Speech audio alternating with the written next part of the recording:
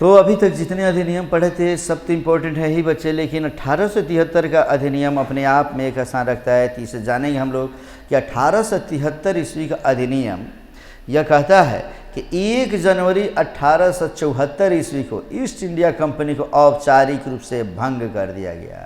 काफ़ी इम्पोर्टेंट, याद करो 1600 ईस्वी में ईस्ट इंडिया कंपनी की स्थापना हुई थी और वह वहाँ से भारत आ गई व्यापार करने के लिए। व्यापार करते करते राजनीतिक सत्ता हासिल करना वो शुरू कर दिया।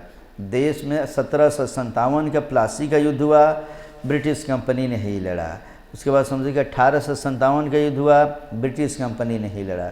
1857 अधिनियम आया, 1861 अधिनियम आया, लेकिन अब यह जो अधिनियम 1873 आया, इसके तहत ब्रिटिश कंपनी को हमेशा के लिए अब समाप्त किया गया।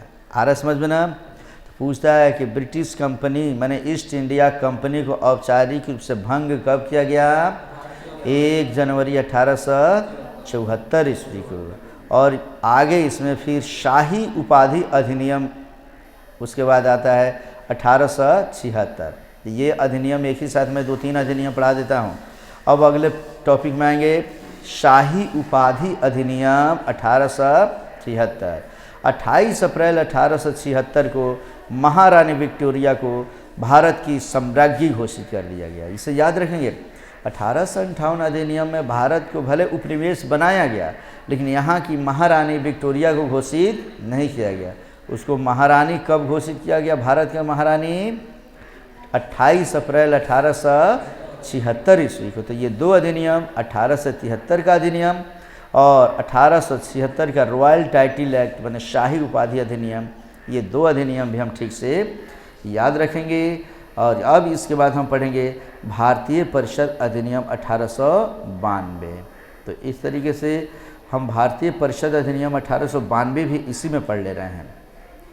कहते हैं कि भारतीय परिषद अधिनियम 1892, इस अधिनियम द्वारा अप्रत्यक्ष चुनाव प्रणाली की शुरुआत की गई तथा संसदीय शासन प्रणाली की शुरुआत इसी अधिनियम से मानी जाती है। काफ़ी इम्पोर्टेंट, ये पूछता है पहले कोई व्यक्ति चुनकर परिषद में नहीं जाता था, लेकिन पहली बार संसदीय शासन प्रणाली की शुरुआत अगर भारत में होगी तो कौन सा अधिनियम से? 1892 अधिनियम। याद रखेंगे, स्टार लगा लेंगे कि भारत में पहली बार संसदीय शासन प्रणाली की शुरुआत कब से मानी जाती है? 1892 अधिनियम से। दूसरा, वित्तीय मामलों पर बहस का अधिकार सर्वप्रथम 1892 के अधिनियम से प्राप्त हुआ तथा इससे बजट पर तर्क का अधिकार मिला। बहुत इंपॉर्टेंट, इसके पहले भारत में कितना खर्चा होगा, कैसे खर्चा होगा, कहाँ कहाँ खर्चा होगा, ये अंग्रेज ही डिसाइड करते थे। किसी भी भारतीय को बोलने का अधिकार वित्तीय मामले में नहीं था, लेकिन पहली बार भारतीयों को वित्तीय मामले में बोलने का अधिकार दिया गया कब? 1892 के भारतीय परिषद अधिनियम से। और व्यवस्थापिका के सदस्यों को सर्वप्रथम प्रश्न पूछने का अधिकार इसी अधिनियम से दिया गया।